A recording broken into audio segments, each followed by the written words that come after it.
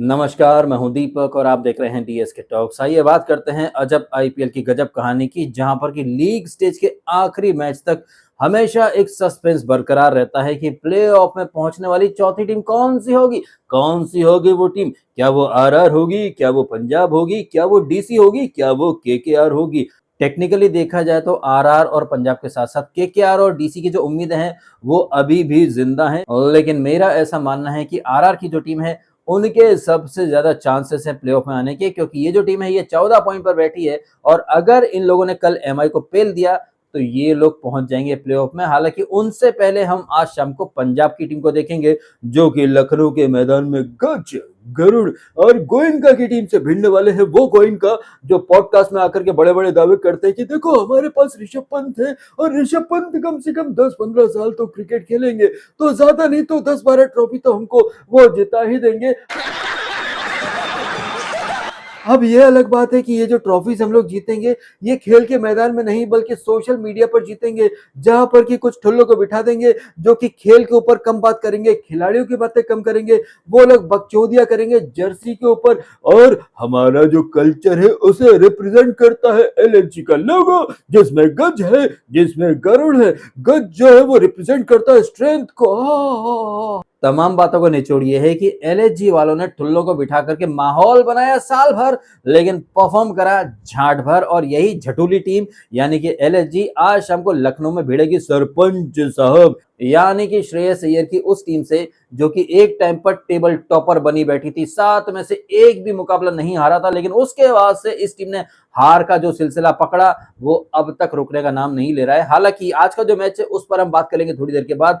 फिलहाल हम बात करते हैं कल जो मैच हुआ था किंग चोकल की सेना वर्सेस क्राउड साइलेंसर यानी कि पैट कमिंस की सेना के बीच, जहां पर पैट कमिंस जो है वो टॉस जीत करके बैटिंग का फैसला करता है। और यही था वो पल जहां पर ये डिसाइड हो चुका था कि ये जो मैच है ये एसआरएच जीतने वाली है, क्योंकि जिस हिसाब से ये पिच था, ये पिच नहीं एक हाईवे था और इस हाईवे पर अच्छे से अपने ट्रक, अपनी गाड़ियां दौड़ा दी एसआरएच वालों ने और 255 जो है वो टांग दिए। और ये जो टारगेट था 255 रनों का, ये टारगेट बहुत ज्यादा था। इस बात का एहसास जो है वो खुद आरसीबी के प्लेयर्स को भी हो चुका था और इसीलिए वो लोग जीत के लिए नहीं जा रहे थे। उन लोगों का सिर्फ एकमात्र टारगेट ये था कि कैसे भी करके हम लोग 160-170 के ऊपर पहुंच जाएं, तो भाई साहब हम लोग टेबल टॉपर बन जाएंगे हार कर भी। यही तो खूबसूरती है ना भाई साहब आईपीएल की, जहां पर आरसीबी की टीम हार कर भी टेबल टॉपर बन गई है, क्योंकि आरसीबी की जो टीम है वो ऑलरेडी 18 पॉइंट पर थी और एसआरएच की जो टीम है ये 16 पॉइंट पर थी। और एसआरएच अगर मैच जीतती तो उसके भी 18 पॉइंट होते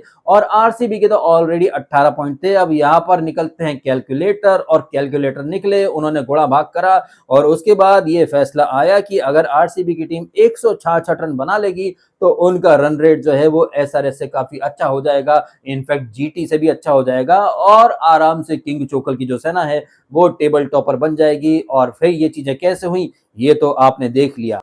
हालांकि ये बात अलग है कि कल रात के मैच में जो कुछ भी हुआ हो, चाहे वो कलासन की कंसिस्टेंसी भरी इनिंग हो 50 की, या फिर ईशान किशन जो कि आरसीबी के अगेंस्ट हमेशा चलता है, कल भी चला, ताबड़तोड़ 70 मारता है, अभिषेक भी ताबड़तोड़ 70 मारता है। लेकिन हमारे प्यारे सम्राट चोकल जो हैं, जो कि पिछले 2 मैचेस में बहुत अच्छा परफॉर्म करके आए हैं, कल उनका बल्ला नहीं चला, लेकिन उनकी जो कैंची जैसी जबान है ना, खच खच खच खच, वो बहुत ज्यादा चली। और ये वही सम्राट चोकल हैं जिनके बारे में उनका पीआर जो है वो बड़े बड़े दावे करता कि हमारे सम्राट चोकल जो है ना वो सुधर चुके हैं, वो पूरी तरह से आध्यात्मिक बन चुके हैं, गले में तुलसी माला डालते हैं, हाथ में काउंटर लेकर के राधा राधा राधा राधा नाम जपते हैं हमारे सम्राट चोकल। बहुत ही ग्राउंडेड हैं, हम्बल हैं हमारे सम्राट चोकल, प्रेमानंद जी के शिष्य बन चुके हैं हमारे सम्राट चोकल। लेकिन भैया यही सम्राट चोकल जो है वो कल रात के मैच में अलग ही घमंड, अलग ही एरोगेंस, अलग ही गुस्सा दिखा रहे थे, और वो भी तब जबकि इन्होंने अपने आप को प्रेमानंद जी को समर्पित कर दिया है। और प्रेमानंद जी तो बहुत अच्छी बातें सिखाते हैं कि घमंड नहीं करना चाहिए, गुस्सा नहीं करना चाहिए, लोगों को माफ कर देना चाहिए, आप बड़े बन जाओ, आपका कर्मा आपके साथ, किसी और का कर्मा उसके साथ।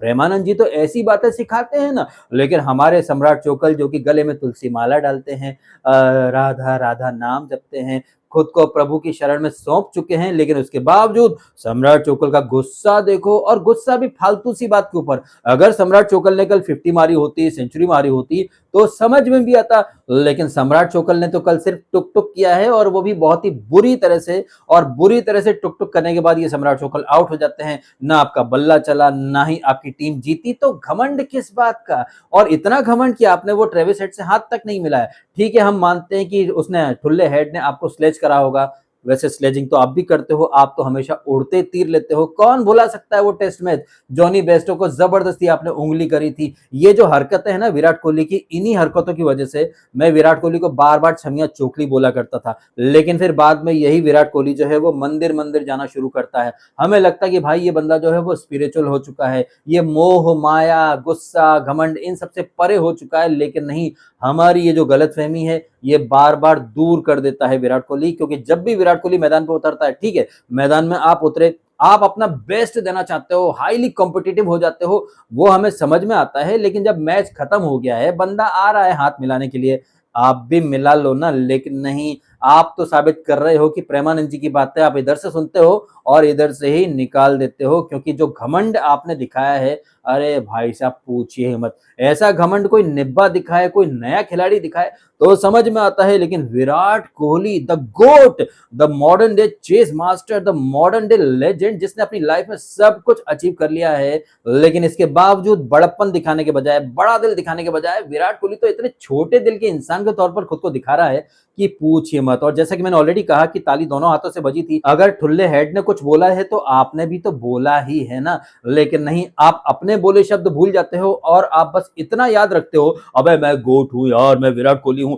इसकी हिम्मत कैसे हुई झोपड़ी वाले की मुझे कुछ कहने की, जहां मैं इससे हाथ नहीं मिलाता। अरे भाई साहब, ऐसी हरकतें करके विराट कोहली जो है वो खुद ही अपनी इमेज का कचरा कर लेता है। फिर ऐसी हरकतों को अगर हम चोकलीपंथी बोल देंगे तो भाई हमें ज्ञान दिया जाएगा कि भाई रिस्पेक्ट करो, और वो लोग जो कि पीपड़ी बजाते हैं कि भाई रिस्पेक्ट करो, तो भाई रिस्पेक्ट जो होती है ना वो अर्न की जाती है। जब विराट कोहली प्रेमानंद जी के पास जाता है, मंदिर में जाता है, खुद को समर्पित करता है, तो मैं खुद आगे बढ़ बढ़ के पोस्ट करता हूं कि भाई मुझे विराट कोहली का ये वाला साइड बहुत अच्छा लगा, लेकिन खाम खाम में मतलब वही चोकलीपंथी जो कि कुछ साल पहले तक वो करा करता था। टीम रहती थी एकदम बॉटम पर, लेकिन फिर भी एनाकोंडा वो किंग कॉन्ग की तरह छाती पीटना, और फिर वही वायरस सिराज में आता है, वही वायरस विजय कुमार व्यूशक में आ जाता था। हालांकि बीच में ऐसा भी दौर आया था जब ये विराट कोहली जो कि आईपीएल में किंग कॉन्ग की तरह छाती पीटता है, यही विराट कोहली 2024 का वर्ल्ड कप जीतता है तो बड़े बड़े प्रवचन देता है कि भैया मैंने तो सब भगवान पर छोड़ रखा है, सब भगवान की मर्जी होती है, I am humble, I am grounded, ये वो। लेकिन ये हम्बल एटीट्यूड या फिर ये ग्राउंडेड अंदाज जो है ये आईपीएल में कहां चला जाता है? अगेन वही बात रिपीट करूंगा कि खेल के दौरान बहुत कुछ होता है, गर्मा गर्मी का माहौल रहता है, वहां चीजें समझ में आती हैं, लेकिन खेल खत्म हो गया भाई साहब, गिले शिकवे माफ करो, जो हुआ उसे वहीं पर छोड़ दो, आगे बढ़ जाओ, मूव ऑन कर जाओ। यही तो बड़े खिलाड़ी की निशानी होती ना भाई साहब, लेकिन नहीं, यहाँ पर विराट कोहली जो है वो बार बार साबित कर रहा है कि भले ही वो सीनियर है, भले ही वो गोट है, भले ही वो लेजेंड है, लेकिन दिल से आज भी वो वही दिल्ली का लौंडा है जो कि बात बात पर अबे तूने हाथ कैसे लाया, तेरी माँ का, तेरी बहन का, तू जानता मेरा बाप कौन है। ये एटीट्यूड ना थोड़ा सा छोड़ देना चाहिए विराट कोहली को, खासतौर पर तब जब आप प्रेमानंद जी की शरण में जा चुके हो। खैर, इन सारी बातों के बारे में आपके क्या है ओपिनियन, आप भी कमेंट करके अवश्य बताइएगा। और एक बात जो है उसके बारे में तो जरूर कमेंट करके बताइएगा कि क्या आपको लग नहीं रहा कि 2016 का रिपीट टेलीकास्ट लोड होता हुआ दिखाई दे रहा है? एसआरएच की टीम ने लास्ट टाइम 2016 में ट्रॉफी जीती थी, वही एसआरएच जो है वो एक बार फिर से प्रबल दावेदार बन चुकी है। और अगर कल आरआर जीत जाएगी तो आरआर, आरसीबी, एसआरएच और जीटी, ये चार टीमें हैं जिन्होंने एक एक ट्रॉफी जीत रखी है। अगर कल आरआर आ जाती है प्लेऑफ में तो इन चारों में से कोई एक टीम जो है वो अपनी सेकंड ट्रॉफी जरूर जीत जाएगी। और मुझे पता नहीं क्यों अभी से ऐसा लग रहा है कि पंजाब का कोई चांस नहीं है, आरआर के चांसेस ज्यादा हैं, और एसआरएच जो है वो आईपीएल जीत सकती है, ऐसा मुझे अभी से दिखाई देने लगा है। आपको ये फीलिंग आ रही है या नहीं आ रही है? आप भी कमेंट करके अवश्य बताइएगा। फिलहाल आपने समय निकालकर वीडियो देखा, आपका बहुत बहुत धन्यवाद। Thank you so much.